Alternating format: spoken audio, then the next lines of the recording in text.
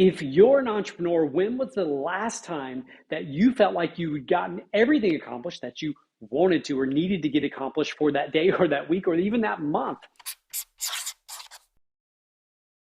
Look, I hear this time and time again. Entrepreneurs are so busy. They have so many different hats, so many different things they have on their plates that they have to get done that they struggle just to keep up. And maybe this is you. Maybe you're struggling to keep up and you feel like that you never can catch up and get ahead. Well, in this video, I'm going to walk you through my framework on how I've actually been able to grow and scale a marketing agency. And all the while, the amount of time that I spend working in the business has decreased as the company has scaled. Now, here's the thing. I've also taught this to entrepreneurs who are doing hundreds of millions of dollars a year in revenue, and it's completely transformed the way they approach their work week. So that's what we're going to dive into today. If you're struggling with keeping up and catching up with all the things on your plate, there's two core strategies I'm going to share with you today that will transform the way you operate. I guarantee it. So let's jump in. So maybe you recognize this behind me. This is my fancy version of your calendars. I didn't do a full work week, in a full actual calendar week. I did a work week 5 days a week. I know for so many entrepreneurs, if you're in the early days of your journey, you're probably working 7 days a week. And in those 7 days, you can't even keep up with all the various moving pieces and things going on. I get it. I spent years in that.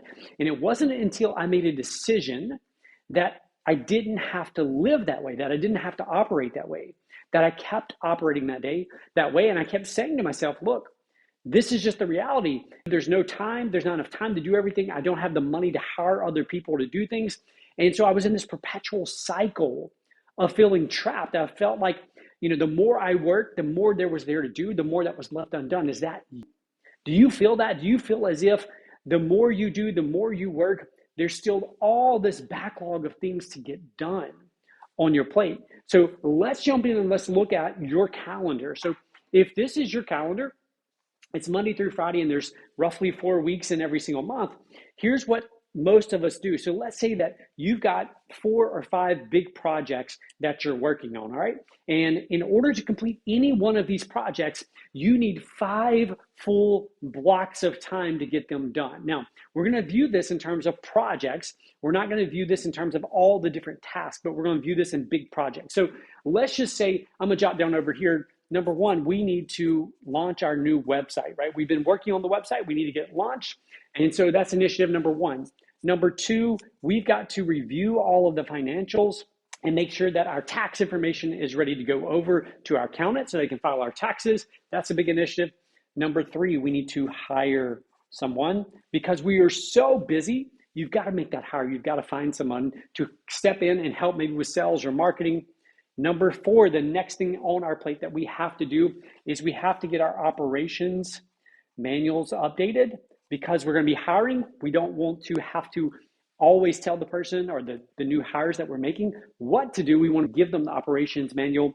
And the very last thing that we have that we're working on is what's something that's on your plate. What is that thing? Tell me, right? What is that thing? So let's just say that the other thing on your plate is you need to look for a new lease for your office, okay? That's the other thing on your plate. You've been doing a little bit of that. So the way that most of us as entrepreneurs work is we jump from thing to thing, right? We believe that we're great at this thing called multitasking, where we jump from project to project and it makes us feel really good. Scientists say that what happens is it actually gives us a hit of dopamine, right? It's kind of like scrolling on social media. It gives us these small hits of dopamine that make us feel like we're accomplishing something, that we're doing something good. But the reality is, when we jump from thing to thing to thing throughout our day, we may feel like we're getting things accomplished, but we get to the end of the day, and what happens? You get to the end of that day, and you feel as if you have so much left to do, and you can't remember what you actually got accomplished. Trust me, I know that feeling. So many others feel that same way. So what we typically do when we have these 5 core things to get done is on Monday, we come in and we spend a little bit of time on the website, and then we're like, oh yeah, I got to review those financials so we can get them to the accountant. So we stop working on the website, we jump over to the financials, and then in between all of this, right, our inbox is going crazy, the phone is ringing, we're answering it. So we're reviewing the financials, and we remember I've got to hire somebody. If we don't hire somebody, I'm always going to be behind. So maybe we go on social and we're going to post something about the job that we're hiring for. We get over on social and right, we end up scrolling around on social media. And as we're scrolling around, we think, before I make this post, before I proceed with this hiring, we've really got to get those operations manuals updated. So you jump over to that and you start on that.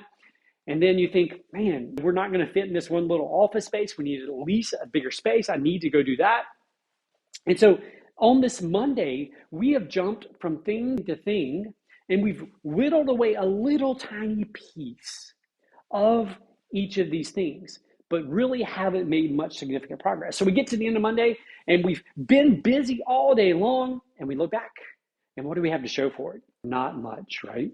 We don't have much to show for it because we've only whittled little pieces away. Now, what I want to teach you is something called context switching. Context switching. So this is actually a term that comes from the IT world, the information technology world. It's actually computer terminology. So back in the good old days when computers were first coming out with one core, in other words, one spot where all the information that was being processed by the computer flowed through this one thing. Well, the processor could only handle one bit of information at a time. So what it would do is it would switch back and forth. So when you opened up, like let's say you were doing something on your computer, you were on the internet, and then you decide to open up a Word document, for example, the computer is going to switch back and forth between the internet browser and opening the Word document because it can't allow both things to flow through it at one time. You and I work this exact same way. Our minds are designed in such a way that we cannot process two different bytes or two different pieces of information at the same time. And so this is what happens to so many people. We do this exact thing. So on Monday, we work on the website. So website. On Tuesday, we spend some time on financials. On Wednesday, we work a little bit on hiring, then on operations, then on the lease, right? So this is what our work week looks like. We spend little bits and pieces of time. And most of these days, we're spending such little time on one that, we're doing the web. We're also doing a little financial. We're doing a little bit of everything every single day. But in order to accomplish any of these, we need 5 big blocks of time. What I want to challenge you to do is to devote big blocks of time to your project. So instead of trying to do 5 different things on Monday, I want you to carve out 5 hours and just focus on the website for that day. And then on Tuesday, I want you to spend 5 or 6 hours just on financials. On Wednesday, it's all about hiring. On Thursday, you get the point, right? We want to carve out big blocks of time because when we don't, science shows that we become our own worst enemies. It is impossible for us as humans to multitask. We think we can do it, and especially as entrepreneurs, we think that this is a gift that we have that makes us unique or makes us special. But the reality is, multitasking doesn't exist. Because when we switch from task to task, when we switch from thing to thing throughout the day, what we don't realize is we're actually losing time in the switch. So when we jump from the website to the financials, what happened is we're losing about 20% of our productivity in the switch. It takes us a little bit of time to get focused on the new thing, right? So if you're working on your website and then you jump over to focused on financials here, you're losing 20% of that time in that switch when you make that jump. And we don't realize we're losing that time. It takes us that time to get back focused on the new thing. But then what happens if we work on financials and then we switch back over to the website again?